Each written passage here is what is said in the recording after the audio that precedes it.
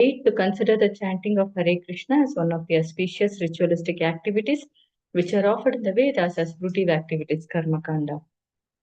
9. To instruct a faithless person about the glories of the holy name. 10. To not have complete faith in the chanting of the holy name and to maintain material attachments even after understanding so many instructions on this matter. It is also an offense to be inattentive while chanting. Every devotee who claims to be a Vaishnava must guard against these offenses in order to quickly achieve the desired success. Krishna Prema. So once again, I thank everyone for joining Bhakti Sangha conference call. Let us move on to the next part, that is Srimad Bhagavatam class. May I know who all are joining the call today? हरे कृष्ण भगवती वसुधा माता जी दंडवत प्रणाम शिला प्रभुपाद की जय, गुरु महाराज की जय, प्रीतिदासी from Charlotte. Hare Krishna. Hare Krishna, Preeti Mataji. Please accept my humble obeisances, all glories to Srila Prabhupada. Thank you, Mataji, for joining Bhakti Sangha conference call. Hare Krishna. Hare Krishna. Hare Krishna Mataji. Accept my humble obeisances. All glories to Prabhupada. Anjali Gupta. Hare Krishna. Hare Krishna, Anjali Mataji. Please accept my humble obeisances. All glories to Srila Prabhupada. Thank you, Mataji, for joining Bhakti Sangha conference call. Hare Krishna. Hare Krishna Mataji, please accept my humble obeisances. All glories to Srila Prabhupada, Shri Guru and Shri Gauranga and all the assembled devotees. This is Yashamati Priya Devi Dasi from Chicago. Hare Krishna, Yashamati Priya Mataji. Please accept my humble obeisances. All glories to Srila Prabhupada. Thank you, Mataji, for joining Bhakti Sangha conference call. Hare Krishna.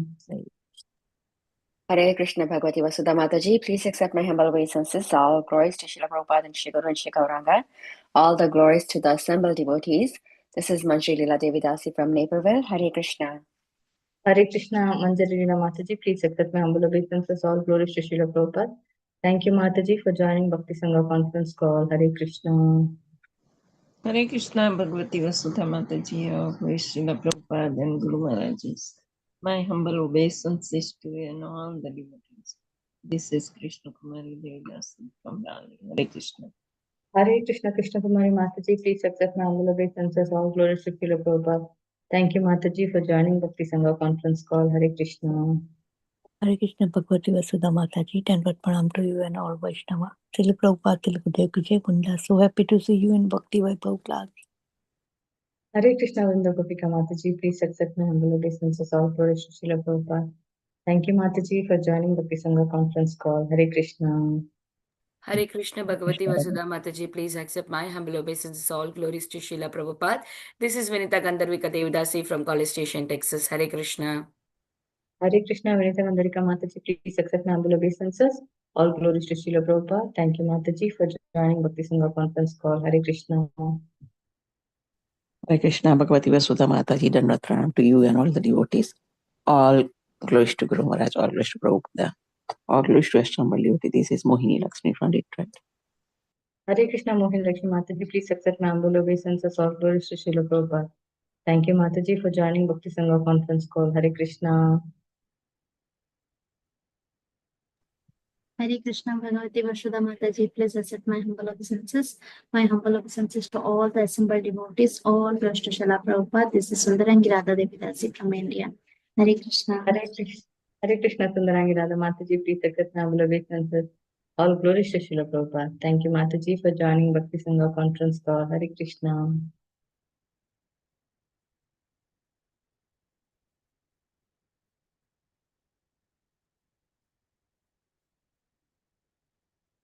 Hare Krishna, dear devotees. Is there anyone who would like to introduce on the call today? Okay. I welcome all of you once again. Thank you everyone for joining today's Bhakti Sangha conference call. Today really we are fortunate to have His Grace Gaur Vilas Prabhuji to enlighten us on the topic of Srimad Bhagavatam, verse 8.4.7 to 10. Before I hand over the call to Prabhuji, I would like to hand over the call to Sundarangi Radha Mataji for the brief introduction on Prabhuji. Hare Krishna. Over to you, Mataji. Hare Krishna Mataji, thank you so much for giving me the opportunity. Hare Krishna, dear devotees. Here is a brief introduction about today's speaker. We are so fortunate to have His Grace Gaur Vilas Prabhuji on our call today. So Prabhuji came to Krishna consciousness in 2004. He earned a MBBS degree from Grant Medical College. Vilas Prabhuji joined the ashram in 2010 and he was initiated as a disciple of His Holiness Radhanath Swami Maharaj in 2012. Prabhuji preaches in various medical and engineering colleges. He also conducts programs for doctors at Bhakti Vedanta Hospital and in corporate environments. He is a teacher of Bhakti Sastri and Bhakti Bible courses. He also conducts congregational programs in Mumbai and Maharashtra. Gaur Vilas Prabhuji has done thorough studies of Bhagavad Gita, Srimad Bhagavatam, and Chaitanya Charitamrita. Here was a brief introduction about Prabhuji Mataji. Now I will hand over the call to you, Mataji. Thank you so much. Hare Krishna. Thank you. Thank you so much, Mataji, for that brief introduction on Prabhuji. Prabhuji. Hare Krishna, Prabhuji. Please accept my humble obeisances. All glories to Srila Prabhupada. Thank you, Prabhu, for giving your valuable time and association in this Bhakti Sangha conference call. We are really fortunate to have you on this call today here on the topic of Srimad Bhagavatam. Today the verse is 8.4.7 to 10. Over to you, Prabhuji. Hare Krishna. Hare Krishna. Thank you, Mataji. Thank you all the devotees for the opportunity to serve. We will begin with our prayers. Om Ajnanatimirandhasya Jnananjana Shalakaya Chakshurunmilitam Yena Tasmai Shri Gurave Namaha. Shri Chaitanya Manobhishtam Sthapitam Yena Bhutale Swayam Rupa Kadamahyam Dadati Swapadantikam. Vandeham Shri Guru Shri Yuta Padakamalam Shri Gurun Vaishnavamsha Shri Rupam Sagrajata Sagana Raghunathanvitam Tam Sajivam Sadhuitam Savadhutam Parijana Sahitam Krishna Chaitanya Devam Shri Radha Krishna Padan Sagana Lalita Shri Vishakhan Vidamsha हे कृष्णा करुणा सिंधु दीनबंधु जगतपते गोपेश गोपिका कांत राधा कांत नमोस्तुते तप्त कांचना गौरांगी राधे वृंदावनेश्वरी वृषभानु सुते देवी प्रणमामि हरिप्रिये वाञ्छाकल्पतरुभ्यश्च कृपा सिन्धुभ्य एव च पतितानां पावनेभ्यो वैष्णवेभ्यो नमो नमः नमो ओं विष्णुपादाय कृष्णपृष्ठाय भूतले श्रीमते भक्तिवेदांत स्वामी निति नामिने नमस्ते सरस्वती देवे गौरवाणी प्रचारिणे निर्विशेष शून्यवादी पाश्चात्य देश तारिणे जय श्री कृष्ण चैतन्य प्रभु नित्यानंद श्री अद्वैत गदाधर शिवासादि गौर भक्तवृंद हरे Krishna Krishna Krishna Hare Hare Hare Ram Ram Ram Hare Hare. Hare Krishna, welcome everyone. Thank you for the opportunity to serve. We are continuing our discussion from Srimad Bhagavatam, Canto 8, Chapter 4, entitled Gajendra Returns to the Spiritual World. We will be discussing verses 7 to 10. Savai Purvam Abhud Raja Pandyo Dravid Sattamaha Indradyumnaiti Khyato Vishnu Vrata Parayana. This Gajendra had formerly been a Vaishnava and the king of the country known as Pandya, which is in the province of Dravida, South India. In his previous life, he was known as Indradyumna Maharaj. Indradyumna Maharaj retired from family life and went to the Malay hills, where he had a small cottage for his ashram. He wore matted locks on his head, always engaged in austerities. Once, while observing the vow of silence, he was fully engaged in the worship of the Lord and absorbed in the ecstasy of love of God. While Indradyumna Maharaj was engaged in ecstatic meditation, worshipping the Supreme Personality of Godhead, the great sage Agastya Muni arrived there, surrounded by his disciples. When the Muni saw that Maharaj Indradyumna, who was sitting in a secluded place, remained silent and did not follow the etiquette of offering him a reception, he was very angry. Agastya Muni then spoke this curse against the king. This king Indradyumna is not at all gentle. Being low and uneducated, he has insulted a Brahman May he therefore enter the region of darkness and receive the dull, dumb body of an elephant. Purport. An elephant body is strong, it is very big body. It has a very big body, it can work very hard, eat a large quantity of food, but its intelligence is not at all commensurate with its size and strength. Thus, in spite of so much bodily strength, elephant works as a menial servant for a human being. Agastya Muni thought it wise to curse the king to become an elephant, because the powerful king did not receive Agastya Muni as one is obliged to receive a Brahman. Yet, although Agastya Muni cursed Maharaj Indradyumna to become an elephant, the curse was indirectly a benediction. For by undergoing one life as an elephant, Indradyumna Maharaj ended the reactions of all the sins of his previous life. Immediately after the expiry of the elephant's life, he was promoted to Vaikuntha Loka to become a personal associate of the Supreme Personality of Godhead Narayan in a body exactly like that of the Lord. This is called Sarupya Mukti. Hare Krishna. This is a very, very important section. Many important instructions are revealed in this pastime of Gajendra Moksha. So in this section which we are discussing today, the most important instruction which is given, there are two important things which are mentioned in this section. The power of Vaishnava Aparad and the power of devotional service. And the third thing, the will of the Supreme Lord. So these three things we'll be discussing about today. We'll be discussing about Vaishnava Aparad. What is an offense? What types of offenses are considered serious? And how to avoid those offenses.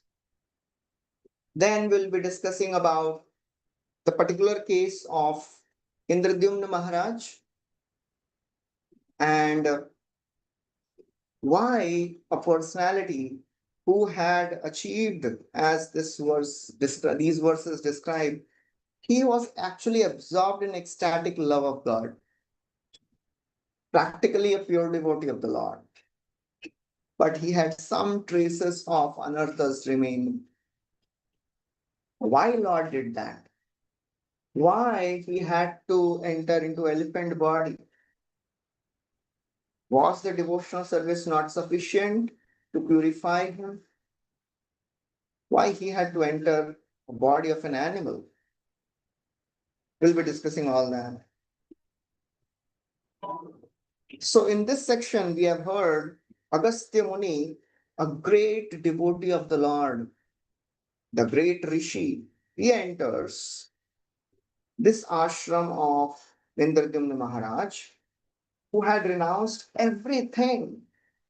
He was not an ordinary, simple king. He was a great, devoted king. He was practically on the path of liberation, pure devotion. Given up so many things, given up entire kingdom, wife, children, wealth, influence, and sitting in the forest doing tapasya.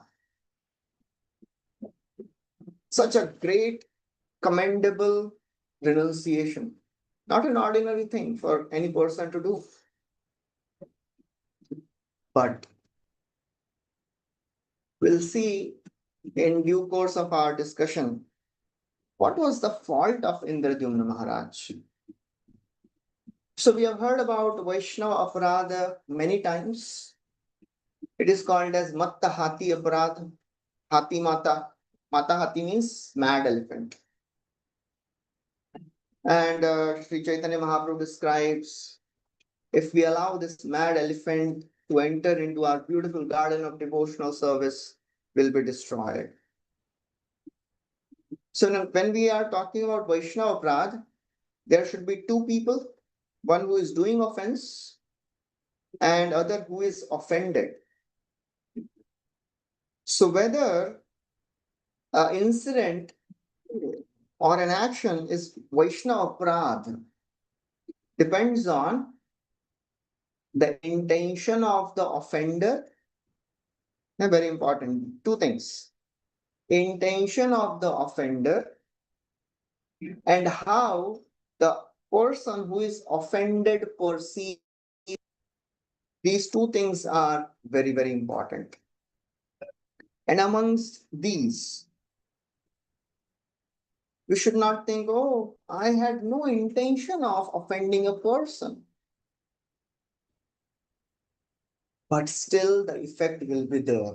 Of course, the intention of these two things, intention of the offender and the person who is offended, how he perceives it. Among these two, intention of the offender is more important. But it is also equally important how the person perceives it. We'll see some of the circumstances in which offense is committed. First of all, what is an offense?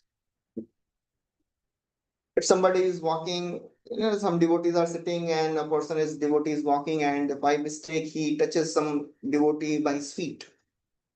It is an offense, but it is not such a big offense. It was just accidental. It was not intentional, and the person he also doesn't perceive it as an offense. What is actually an offense? It is described in scriptures. There are 6 actions which are considered offensive. Hanti, Nindanti, Vaidveshti, Vaishnavanam Nabhinandati, Krudhyate Yati no Harsham Darshane Patanani cha. The 6 types of actions are considered offense. First is the gravest one, that is to kill a Vaishnava. That is out of question. Hanti. Second is Nindanti. That is very much, we can relate to. Nindanti. We criticize a Vaishnava.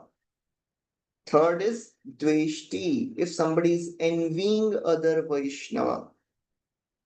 Fourth, Vaishnavanam Nabhinandati. If some Vaishnava comes and he is not welcomed properly, that is also an offense. Krudhyate, if somebody becomes angry at a Vaishnava. And the last is na darshane patanani, harsham na darshane patanani. If a Vaishnava is coming and if somebody doesn't become happy seeing a Vaishnava, that is an offense. So in our day-to-day life, while practicing devotional service, we get into some of these things many times. How to understand whether I'm making offense? What should be my mood? So first, we'll see various circumstances. First, action is not offensive, but the intention is offensive. If somebody is doing an action which is not offensive, but intention is offensive. For example, Putana, she came and she is feeding milk. Apparently not offensive, but intention is she wanted to kill Krishna.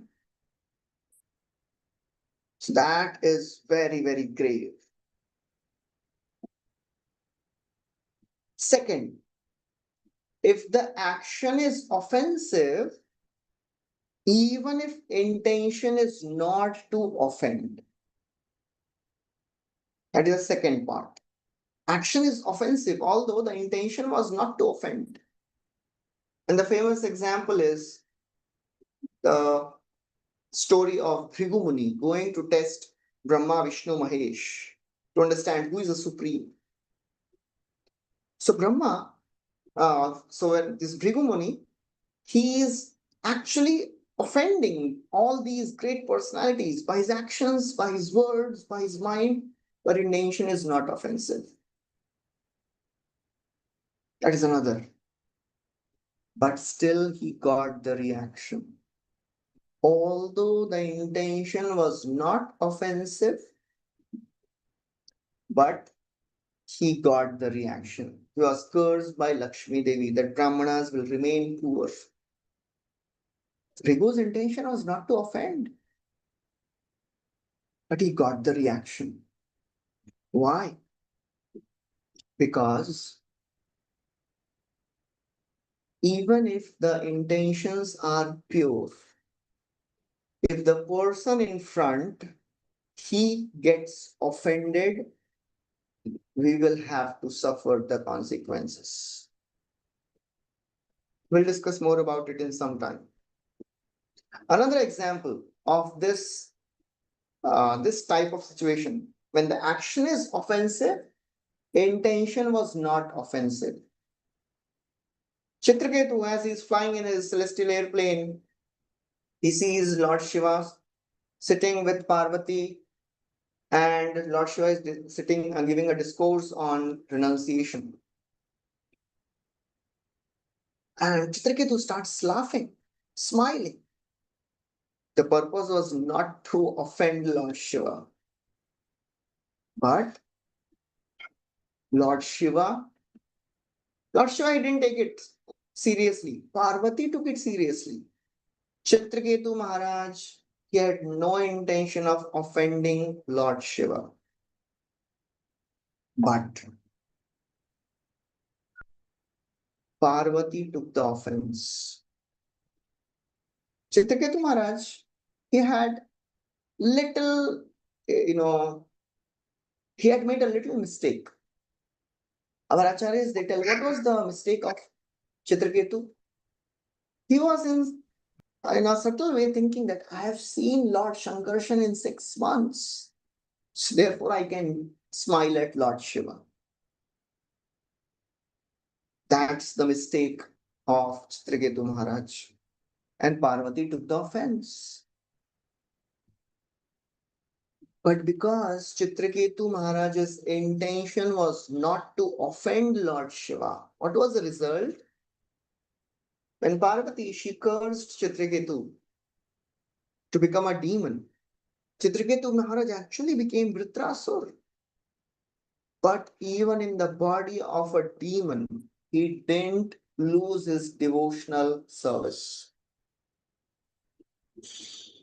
It was continued. Devotional service, there was no break. Even in the body of a demon, Vritrasur remained a great devotee of the Lord. It continued, or maybe it became faster.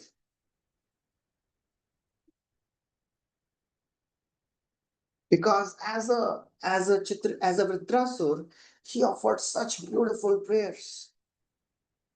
So therefore, we have to understand, when we are in devotee community and we have no intention to offend, but the person is offended, but the devotee is offended, what will be the consequence? We will not suffer spiritually, but we will suffer materially for sure. That is what happened with Chitraketu. He had to become Vritrasur. Materially, he had to become a demon. So therefore, it is a great service in a Vaishnava community not to take offenses. Because if that person is not intending to offend, and if other devotee feels bad about it, he feels offended, the devotee will have to suffer. Another situation is when somebody does an action to follow some principles, and that is in some way for management. And those people who are in the management situation, managers, they have to take some decisions which some people don't like. People accuse managers who take disciplinary actions. Is it offensive? It depends on the mood and the intention of the manager. It is very, very important to understand. For managers, if they are making some decisions and the devotees are getting offended because of that, we can expect some material setback. So therefore, it is very, very important for those who are leaders, those who are in managerial positions, to be very strong in their devotional practices. If we are not strong in our devotional practices and making some decisions by which some devotees are getting offended, the reaction will be there. The reaction will not be spiritual, it will be a material reaction. And of course, if the offense is done circumstantially, then of course the reaction will come. Of course, there will be a setback in the spiritual practice also. That is very important. And that is the case of Indradyumna Maharaj here. He did an offense intentionally. Agastya Muni, when he came, Indradyumna Maharaj knew that Agastya Rishi has come. But he was thinking, well, I'm absorbed in meditation. I'm doing higher service. Jiva Goswami writes about this in his Bhagavat Sandarbha, in his Kram Sandarbha. What was the fault of Indradyumna Maharaj? Why he was cursed? For apparently no offense. But he had some offensive mentality. He purposefully didn't get up. He was thinking, well, why should I get up? He is a great sage, but I am also absorbed in meditation. I don't need to give him respect. That was the fault of Indradyumna Maharaj. And what was the result? There was a break in devotional service. That is very, very important thing to understand. If the offense is intentional, there will be a break in devotional service. In the body of Gajendra, he could not practice devotional service. Of course, but in the end, the power of devotional service is such that one ultimately, by the mercy of the Lord, again starts practicing devotional service. As the next verse describes, Apannam Kaunjarim Yonim. Although this Indradyumna, he got the body of an elephant, Atma Jnana Vinashini. The elephant body is dull body, can't practice devotional service. But because he had practiced devotional service, he remembered that. That is very, very important. Why he could remember Hari Archananubhavena Yad Gajatve Api Anusmriti. Although he got a body of an elephant, but still he again remembered the instructions, again remembered the devotional service which he had performed in his past life. So therefore, if somebody does an offense intentionally, then there will be a break in devotional service. Another example is Shobhari Muni. He offended Garudji. Garudji, as Shobhari Muni was doing tapasya in Yamuna, Garudji came and he took one fish because it is the natural food of Garuda. Shobhari became so angry, he cursed Garuda. Because of this offense against a pure devotee of the Lord. What was the result? He had to give up his spiritual life. He suffered He got married to all the 50 daughters of Mandhata, and then entered in a sense gratification for many, many years. Then in the end, he came back to devotional service. So that's how, when an offense is done intentionally, there is a break in devotional service. When offense is done unintentionally, when the person perceives it, there is no break in devotional service, but materially one may suffer. So Shobari acted out of pride, acted out of bodily attachment. Result was he had to go through material life, absorbed in sense gratification. Similar situation is here, Indradyumna Maharaj. He was thinking, well, he's a great sage, but still, I don't need to get up because I'm absorbed in meditation. That is an offense. Just like when Romaharshan Sutta, he was giving discourse on Bhagavatam, and Balaramji comes. Romaharshan Sutta doesn't get up. And he was thinking, well, I am sitting on Vyasasana. How can I get up? I don't need to give respect to this Balramji. He forgot that Balram is Supreme Lord. ऋषेर भगवतो भूत्वा शिष्योदित्य बहूनि च सेतिहास पुराणानि धर्मशास्त्राणि चान्यः अदान्त्यस्य अविनितस्य वृथा पंडितमानिना न गुणाय भवन्ति स्म तस्सेवा जितात्मनः. Balramji says, this Romaharshan, he is a disciple of Vyasdev. Risher Bhagavato Bhutva Shishya. He is expert and learned in all the Itihas, Puran, Dharma Shastra. But the problem is, Adanta. He is not sense controlled. Avinitasya, he is not humble. He is thinking that he is a great learned scholar. Vritha Panditamanina. As a result, he was killed by Balramji.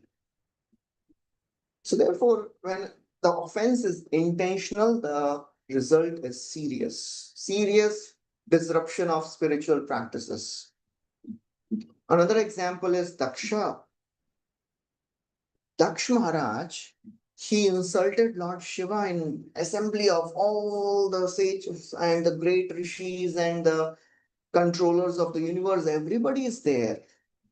And he spoke such harsh words against Lord Shiva. He is Markat Lochan. He looked Priyaya Shuchaye. He has no purificatory principles. He's destroying the name and fame of all the controllers of the universe. Yashoghna, Lokapala Nam. What was the result? He was killed. He got a goat head. But even though he got a goat head, he asked forgiveness from Lord Shiva.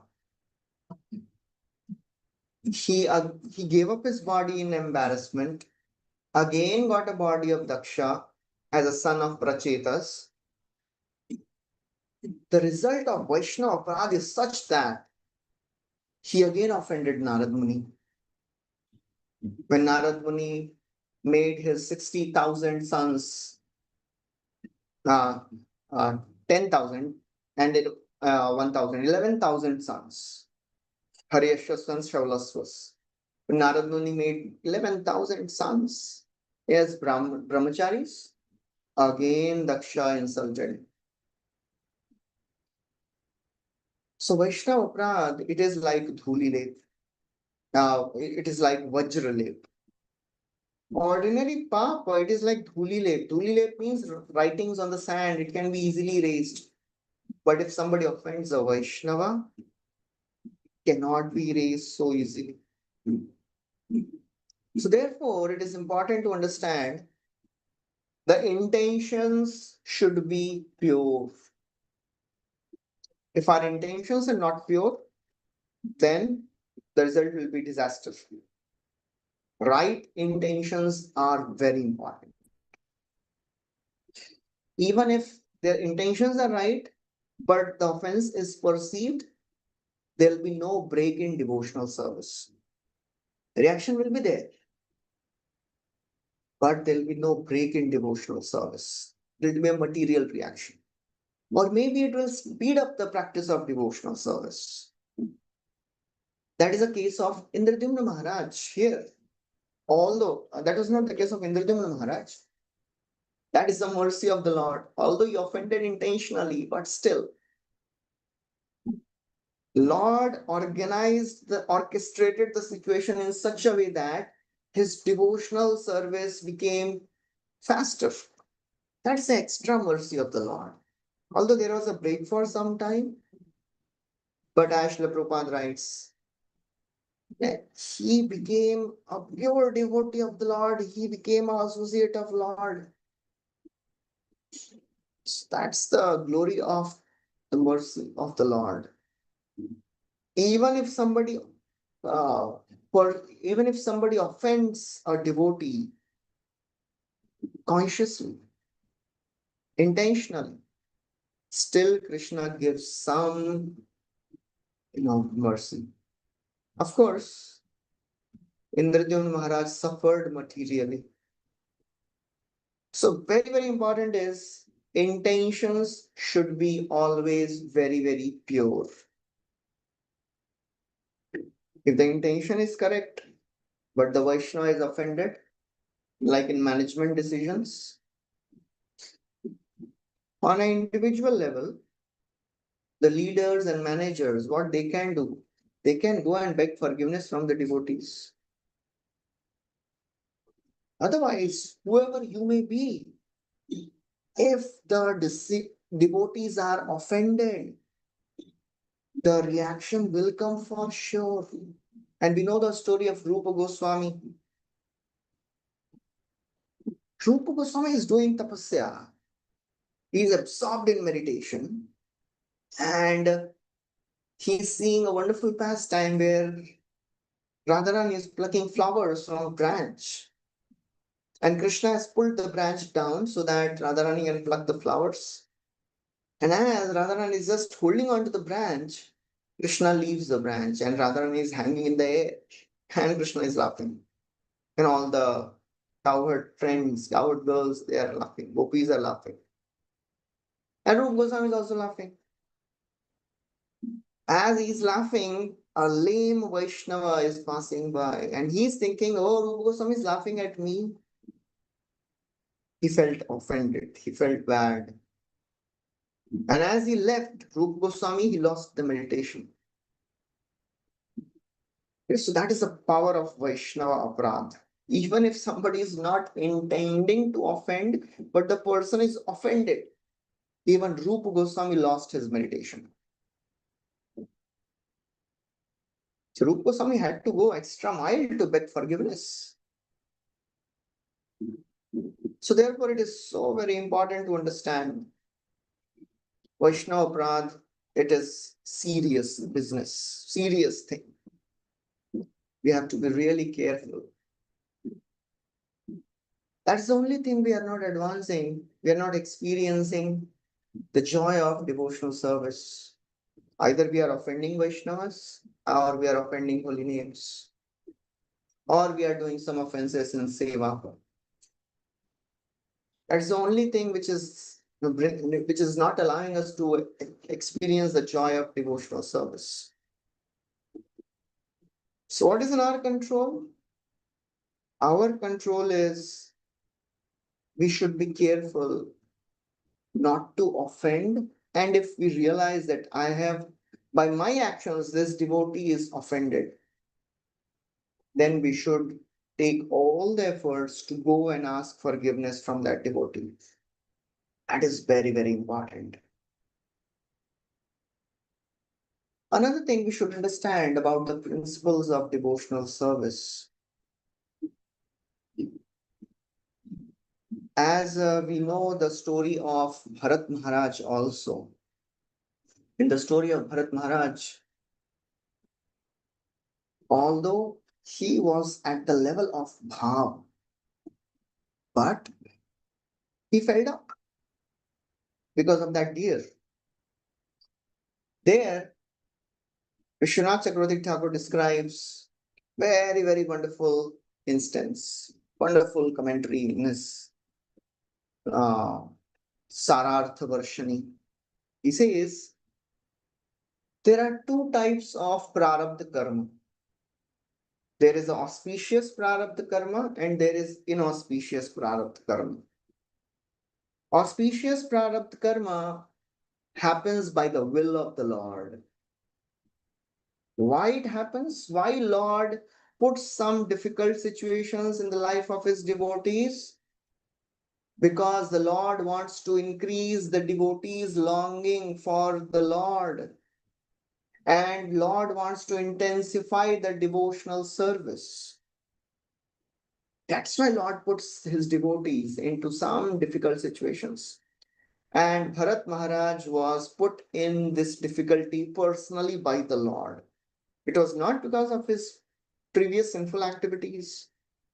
It was all orchestrated by the Lord. This occurs, this type of auspicious prarabdha karma happens in the life of devotees who are at the level of bhava. And Bharat Maharaj was at the level of bhava.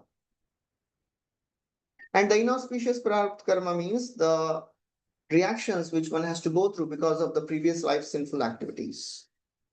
So Bharat Maharaj, he didn't fall down because of inauspicious prarabdha karma. He fell down because of auspicious prarabdha karma. It was the plan of the Lord. It was orchestrated by the Lord.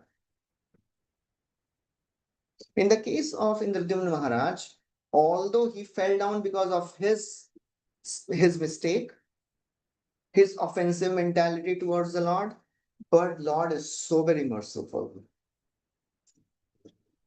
The Lord orchestrates the life of his devotees in such a way that ultimately they can come back to the process of devotional service. That is the mercy of the Lord. That is the wonderful nature of the Supreme Lord. If we are not careful and we offend devotees, then we will have to go through some reactions. A real Vaishnava actually never feels that somebody is offending him. If somebody does something wrong, a real Vaishnava thinks, oh, who am I to be offended? I am an insignificant personality. What if somebody is actually behaving wrong with others? Or what if somebody is actually doing something wrong? Should you not feel bad? That is a question which can come naturally. If somebody is really doing something wrong with me, yes, we can feel bad, but we can pray for that devotee also, that they can get right understanding. It is natural to feel bad when somebody is hurt. Even Vidurji felt bad when he was insulted by Duryodhana. Even Supreme Lord Varade felt bad. He was hurt when Hiranyaksh was speaking all the harsh words. One go charo mriga. But we should try to give some benefit to that devotee. Also, of course, it is a very high proposal. But that's where we have to come up to. Ultimately, to pray for that person that he may get right type of consciousness. That is a Vaishnava quality that we have to cultivate. Because ultimately, the process of devotional service is to help other devotees also.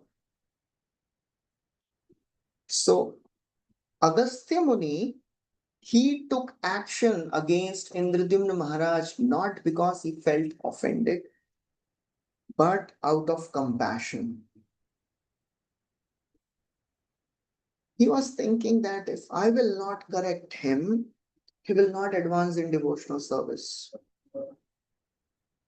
Whenever Lord puts his devotees into certain difficult situations, whenever we are going through some problems in our life, it is a punishment given by the Lord because of our offenses. Because devotees, they don't suffer because of their karmic reactions. Devotees suffer because of their offenses. Devotees suffer because Krishna plans some problems in the life of devotees to make them more and more serious in the practice of devotional service. When Daksha, he criticized Narad Muni, Narad Muni didn't feel bad. He tolerated all the curses of Daksha. Daksha cursed Narad Muni that I curse that you will not be able to stay in one place. Narad Muni tolerated all that curse because you know why? Why? What was he thinking? Narad Muni was thinking, this entire family of Swayambhuva Manu is delivered by me. Swayambhuva Manu, Priyavrat, Utthanpad, Dhruva, and all the descendants, Prachina Barhi, Prachetas, have delivered everyone. Jara Daksha is still remaining. He is still absorbed in sense gratification. Let me go and deliver him also. So he tolerated all the insults because he was thinking, after he speaks all the bad words, then maybe he'll repent for his misbehavior. And then I'll find a suitable place to sow the seed of bhakti. That is the nature of great personalities. They never take offense. They always work in a way so that the person can come closer to the Lord. That is very, very important to understand. So therefore, in this situation where Agastya Muni, he is cursing Indradyumna Maharaj to become an elephant, it is not because he felt offended. It is for the benefit of Indradyumna Maharaj. Because unless we are punished, we don't realize the mistake. We don't realize the gravity of the wrong thing, the mistake we have done. It comes in the first kind of Srimad Bhagavatam when Parikshit Maharaj, he was cursed by Shringi, 5 years old Brahmana boy. Parikshit Maharaj not just accepted the punishment, he expected the punishment. He thought, I deserve to be punished. Because if I am not punished, then I may continue to do the same mistake, same offense again. And I will suffer, and my further generations will suffer. That is the ideal mode of a devotee. When we are punished by the Lord, when we are punished by the devotees because of our mistakes, we should always be in this consciousness that I have to rectify myself. And whatever is happening in my life, it is for my welfare. Tattenukampa susamikshmano bhunjanu evatmakritam vipakam Ridvagavapurghir vidhan namaste jivet yo mukti pade sadaya bhav. Of a devotee always. If we are in this mood, then we will always be coming closer to the Lord. Wisdom.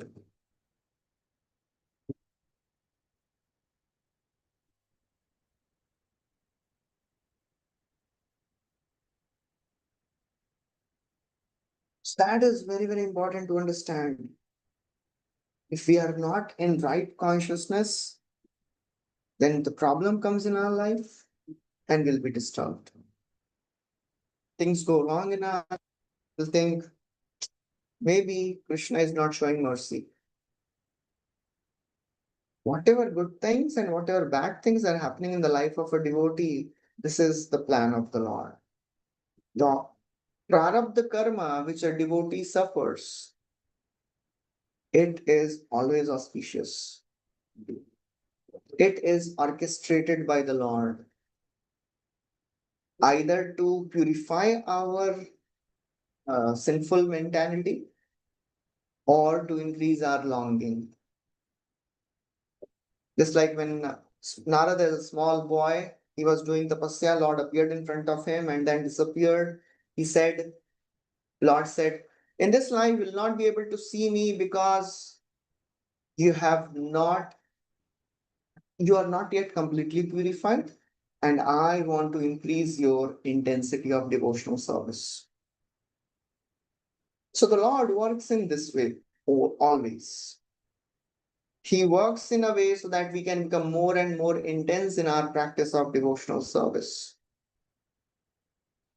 Because by some loose practice of devotional service, it will take a long, long time to advance in Krishna consciousness. Otherwise, this mentality of offense will not go.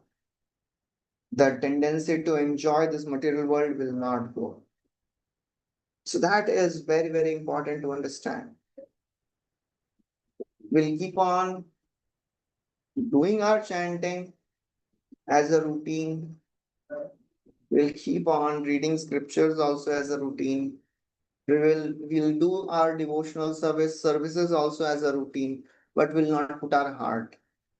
So therefore, Krishna as a very, very alert, active God, he keeps putting some troubles, apparent troubles. He keeps putting tests in the life of his devotees so that they can become more and more, eager, more and more alert, more and more intense.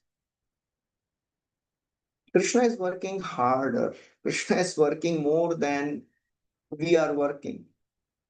We may be thinking that we are practicing intense devotional service, but Krishna is working much more than us. Maharavav hite korile tomar uddhar kripara samudra Krishna gambhir apar. Kripara Samudra Krishna Gambhir Apar. Krishna is working very gravely to protect his devotees. He's always guiding his devotees, always planning how to bring this devotee closer to me.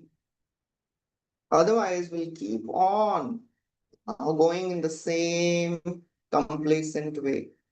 And we all have realized, we all have experienced this. When things go wrong in our lives, we are really intense in our practice of devotional service. So it is described here, Srila Prabhupada writes in this 10th verse purport, that Krishna, because he has put Gajendra in this situation, he became really intense. Immediately after the expiry of the elephant's life, he was promoted to Vaikuntha Loka to become the personal associate of the Supreme Personality of Godhead. That is the power of intense devotional service. And when Krishna wants to make his devotees intense, he puts them in very, very difficult situations. For Putana, it was not an easy thing to get liberated. That Krishna was sucking her life air. Sa munch munch alamiti prabhashini nishpidyamana khila jiva marmani. She was shouting. She was in intense pain. She was telling, leave me, oh child. Munch munch alam. Every sensitive part of her body was pressed by Krishna. She was in intense pain. But that pain purified her of all the sinful reactions. So this situation, which is described here, it is a very, very important section, very important situation, where Krishna, he wanted to purify Indradyumna Maharaj of this pride.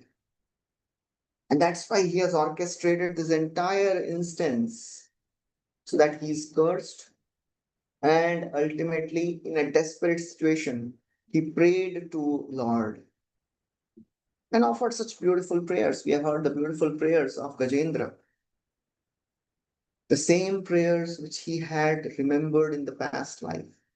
Jajapa paramam japyam prak janma anusikshitam. Devotional service is never destroyed. One more thing we should always understand. A devotee, he will never get a animal species of life. But here we see that Indradyumna Maharaj is cursed to become an elephant. That is the plan of the Lord, to make Indradyumna Maharaj more and more intense. To expedite the practice of bhakti, Lord has orchestrated this entire incident so that Indradyumna becomes an elephant and ultimately he becomes intense in the practice of devotional service. Otherwise, who can go back to God in an animal body? It is only possible by the mercy of the Lord.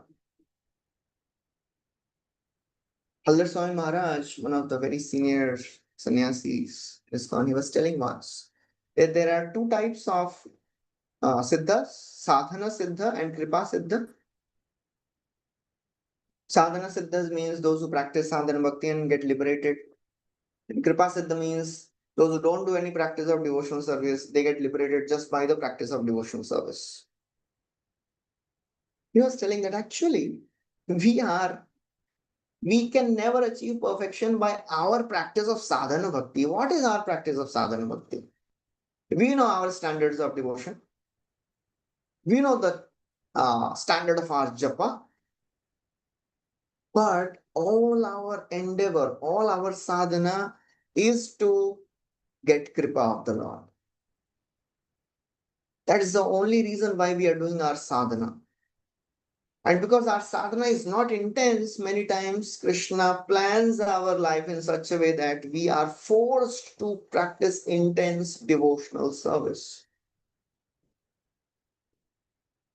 If we can practice devotional service intensely on our own, then Krishna doesn't have to work hard.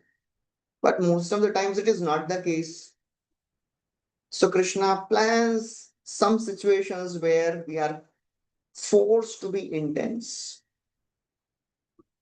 And then we are praying intensely, oh my Lord, please help me. I want to come close to you. I fear I may go away from devotional service. Please help me. In those intense prayers, they bring us closer to the Lord.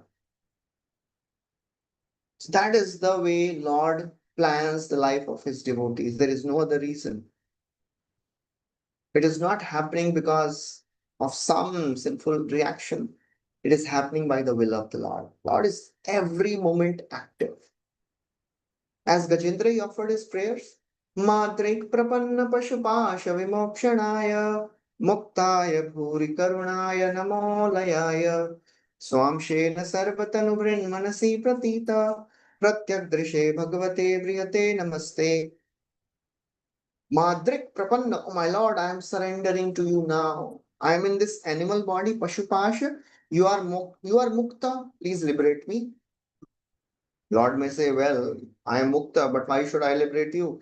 You are Puri Karunaya, you are always merciful. Okay, I am always merciful. Today I am not in mood. No, you are Alayaya, you are never lazy. You are always actively working to protect your devotees. The Lord only expects one thing, that we remember him. And if we are not remembering him, Lord plans so that we remember him. That is the only reason why Lord is working in this world, to bring all the fallen conditioned souls back to him. And as soon as he sees that this person, this entity is becoming interested in Krishna consciousness, in devotional service, he becomes more active. For ordinary people, Paramatma is Upadrashta Anumanta, observer and sanctioner. For a devotee, Krishna is an active guide. He is actively working for his devotees. He is working to bring them closer to him. And that's what he has done in the life of Indradyumna Maharaj here. He has orchestrated this entire incident so that ultimately, within one lifetime, he attained Sarupya Mukti, and that too from the body of an elephant. That's the beauty of Krishna consciousness. That is the nature of the Supreme Lord. He is really active. He is working more than we are working, always thinking. And that is our hope. If I am getting deviated, for sure Krishna will plan something. If we are sincere and under some circumstances we start getting deviated, Krishna will plan. He will give some punishment, he'll bring us back. But if we are consciously pretending to practice devotional service, then there is no hope for us. Of course, most of the times it is not the case. So for a sincere sadhaka, Krishna works more than the sadhaka. So that is what we can see in the life of Indradyumna Maharaj here. Okay, so we'll stop here. Thank you very much. Hare Krishna. Anybody has any questions? Thank you, Prabhuji, for this very, very wonderful class. Yes, Prabhu, we realize that yes, Krishna is more eager to take us back home than what we are doing. Thank you so much for always stressing this point. There is one more hand raised. Sindhu Mataji, you can please ask your question. Hare Krishna Mataji, thank you so much for the opportunity. Hare Krishna Prabhu, please accept my humble obeisances. Very, very, very beautiful class, Prabhu, very thought-provoking. I had one question regarding the action versus intention, right? We only spoke in terms of the devotees and devotional service. Does it apply in general to everybody, Prabhu? It is not that devotees, we should be careful in not offending devotees. For non-devotees, we can give all the bad words to them. No, it is not like we should be careful to offend any living entity because we'll have to go through reaction. If they are not devotees, that does not give us a concession that okay, we can give bad words, we can do something wrong. Reactions will come for sure. Krishna will work in a way that he'll teach us how to be careful and sensitive in our actions towards everyone because Krishna does not like anyone getting offended. Kapiladev describes in the 28th or some 29th chapter of 3rd canto, after describing the details of what a sadhaka should do, he describes what a sadhaka should be careful of. He says one should not criticize any living entity. One should not offend any living entity, not just devotees. And one should not be hateful towards any living entity, not disrespectful towards any living entity. So very strongly, Kapiladev is telling, these are the obstacles in the path of devotional service. So we should be careful not to offend. At the same time, we should be careful to protect our rights. Because if a non-devotee is trying to exploit us, we have to do the needful to protect ourselves. Do the needful, as Srila Prabhupada would say always. Don't get exploited by them. At the same time, don't offend them. Don't do anything wrong towards them. Because everything has a reaction. Thank you, Prabhu. Hare, Thank you. Thank you. Hare Krishna, Prabhu. My question was more regarding the non-devotee community offending another non-devotee. Will the devotional aspect come there also?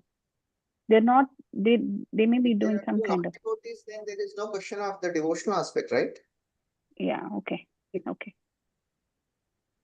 if both are non-devotees, they are not practicing devotional service, they will suffer according to the karmic reactions.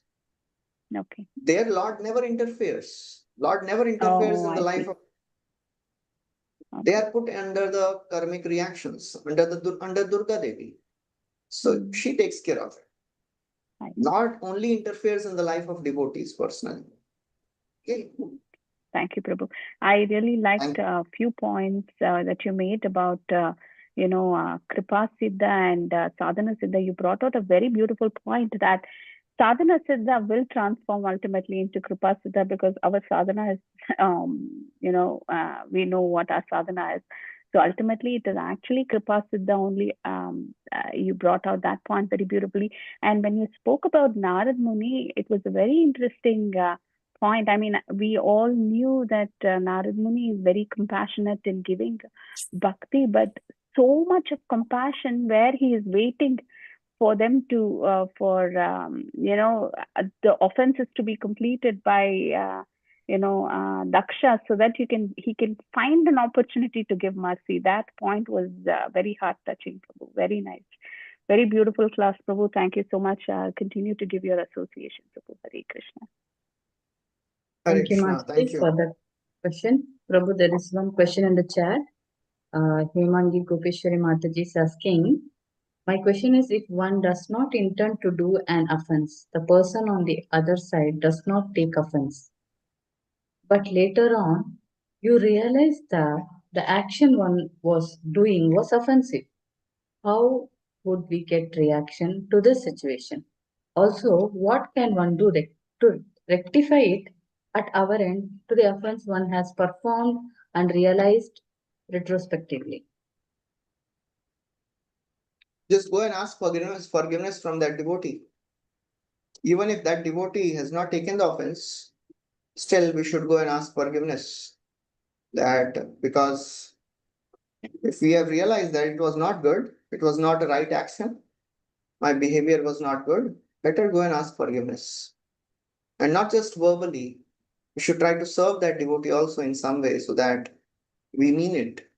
There is one thing to say thank you, say sorry. Another level is to live by that. Do something to express uh, you know, our gratitude towards that person, that you have not taken the offense, but please forgive me. So that's what we can do. That's what Vishwanath Chakravarti Thakur writes in his Madhure Kadambini. What should one do if one offends a Vaishnava? Go and ask forgiveness and do some seva. And still, even if after asking forgiveness, the devotee is not forgiving, then helplessly chant the names of the Lord and depend on the Lord. Hare Krishna. Thank you. Thank you, Prabhuji. There is one So more this is hand. a Bala Prabhu. yeah. I have some other things. Somebody is calling. So this is the last question which I take. Bala Prabhu is asking some question. Yeah. Hare Krishna Prabhuji, thank you very much for incredible class. Really enjoyed it. A lot of great points you mentioned. So from the class, from this understanding is for me personally to take is I need to put in the work of sadhana daily. And eventually the Kripa Siddhi is the key. But I don't depend on that. But my attitude has to be on the sadhana. Is it the right way to think that? Yes. And Our also, go ahead. Yeah, we should do all our sadhana with all our intensity so that we get the mercy of the Lord. The two fingers story, our sadhana and Lord's mercy. They are both important. But unless we do our sadhana, we will not get the mercy of the Lord. So we have to be intense in our devotional practices. So in that situation, there are two ways of thinking. One is Kunti's wanted the problems to come so that she can focus on better versus not inviting the problems. That's where I'm getting confused a little bit. I want to do sadhana. At the same time, I want to intensify. Or just ask for the prayer for God. I want to serve Him more and more. So what would be our attitude there? I don't know if I'm making sense. We are at the level of Kunti Maharani. We can ask more problems, but most of the times we are not at that level.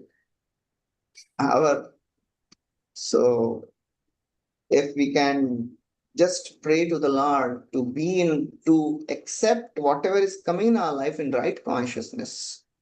I see. Yeah. And become more in the practice of devotional service. Always be grateful towards the Lord.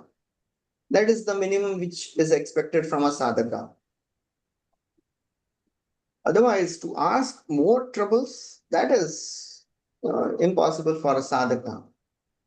That is possible only for pure devotees to ask, because for them, Savar Jangam Dekhi Na Dekhi Tara Murti Sarvatra Hoy Nija Ishtadeva Spurti. For them, everything is Krishna's manifestation. For a sadhaka, practicing devotee, Tattenu Kampas Samikshamana. Be grateful for whatever is coming in life. That is what we can pray. Thank you. Wonderful. Hare Thank you, Krishna. Prabhuji. Thank you so much, Prabhuji. Okay, there is one question Mataji is asking, like, if one devotee says that I am very great devotee, but you are great devotee than me, my mind window popped up what Mataji is saying. I am very great Mayan devotee. Later I felt very bad. I asked forgiveness inside, but how to tame mind to avoid being judgmental? Actually, Mataji, would you like to ask? Hare Krishna Mataji, Dandavat Pranam. Hare Krishna Prabhuji, Dandavat Pranam. It was like the lecture was going on, and one Mataji, she was like preaching, and then the other Mataji said something. Then that Mataji said that, Mataji, you are great than me also. I am great, I know, but you are greater than me, Mataji, in Bhakti. And my mind started thinking, oh my God, what Mataji is saying, like she is very great. Then I felt I am offending Mataji inside only in my thoughts. Then I asked forgiveness, but how to stop all this? Like my mind quickly opens, like what Mataji is saying, she's very great devotee. We should always understand this one thing. We can see the situations and act according to the situation, do the needful, but we should not label a devotee just based on that devotee spoke something once. Judgmental means tagging a devotee. This devotee is like this only. This devotee is arrogant. This devotee doesn't do seva properly. The better way is to make the observations and just tell the observations rather than being judgmental. This devotee is like this. Now, how can he say or she say like that? No, there must be something going on in her minds. That's why she must have said this. So we should always see the situations and not make judgment based on that one situation. Being judgmental means tagging a devotee that this devotee is like this only. This devotee is lazy. This devotee is arrogant. This devotee is only, interested in doing some limelight services. That is not so conducive for the practice of devotional service. We should always be careful not to make judgments, not to be judgmental. We can make judgments. We have to make sometimes judgments, but we should not be judgmental. Judgmental means tagging a devotee to something. Okay, it's like this only. That is very detrimental in the process of devotional service. Okay, thank you. Hare Krishna. Thank you, Prabhuji. Thank you Hare so much, Krishna, Prabhuji, for Dandavat your Pranam, Prabhuji. valuable time. Thank you, Mataji. We'll end the call as Prabhu is little busy. Will pay obeisances to Prabhuji. Vancha kalpatarubhyascha Yes, kripa sindhubhyev cha Deva patinaam cha pavanebhyo patitanam vaishnavebhyo pavanebhyo All namo devotee namah. Vaishnava Vrinda ki jai, Srila Jai, Prabhupada ki jai, Srimad jai, Bhagavatam ki jai, His Jai. Grace Gaur Vilas Prabhuji ki jai. jai. Hare Krishna, Hare Krishna, Prabhuji, Pranam Dandavat to Hare Krishna Pranam. Prabhu. Thank Thank you, you, Prabhuji. Thank you so much, Prabhuji. Thank you to your devotees for joining Srimad Prabhuji, Bhagavatam Hare class today. We Thank you close the so call much, today. Prabhuji. Hare Krishna. Hare Krishna. Gauranga